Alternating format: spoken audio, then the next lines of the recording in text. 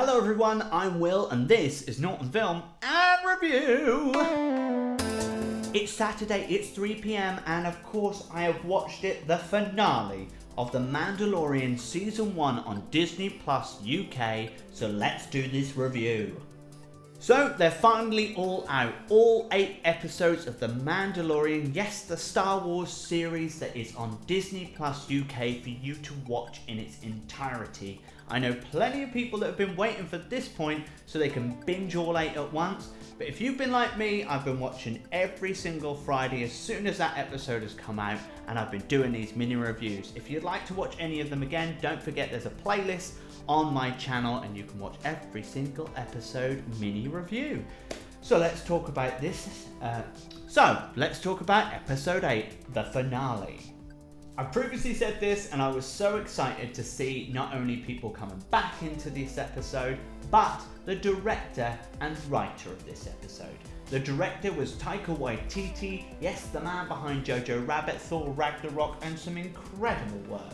He not only is in this film as IG-11, but he was the director, and this is the first time he's directed an episode of The Mandalorian.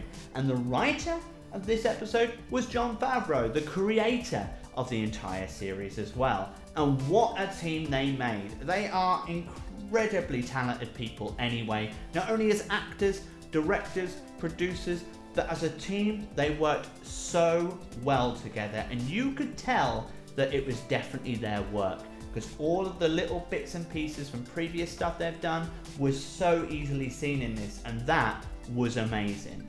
So let's talk about the cast. Of course, we've had an incredible cast all the way through this season, and lots of people popping up. Of course, Pedro Pascal has been Mando, our Mandalorian, for the entire season, and this, spoiler alert if you haven't seen it already, this was the first time we got to see his face in the series, and what a lovely face.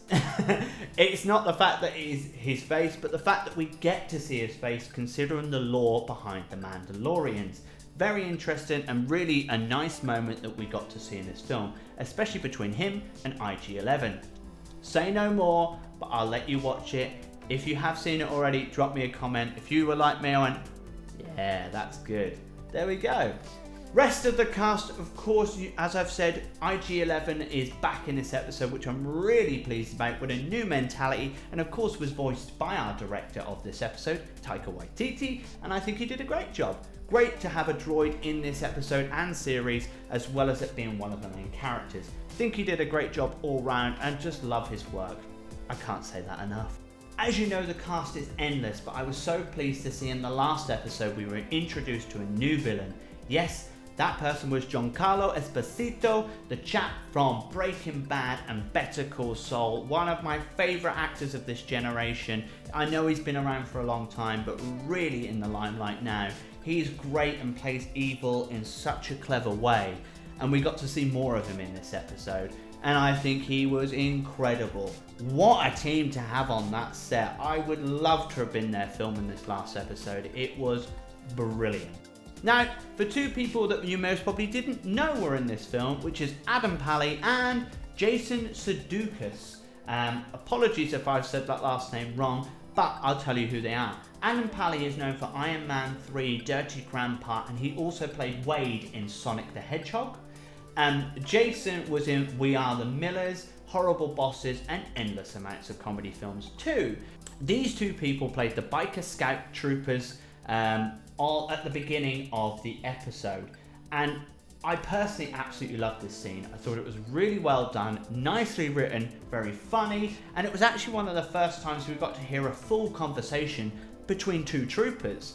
We've seen them obviously throughout the films over the years, and we get odd lines here and there, but this was the first time we actually hear a full conversation. It was really nicely done, to the point of you got annoyed with them as well as enjoyed it, as well as the fact of the nostalgia of them actually having a conversation and us hearing it. Just thought it was a really good scene, and looking into the cast, I thought it was great that it was those 2. There we go, little insight. So just to give you a roundup on this episode, personally I thought the story for it was great. After last episode, which I didn't add in my review, last episode, episode 7, felt like the perfect middle film. It was like that we built up to it.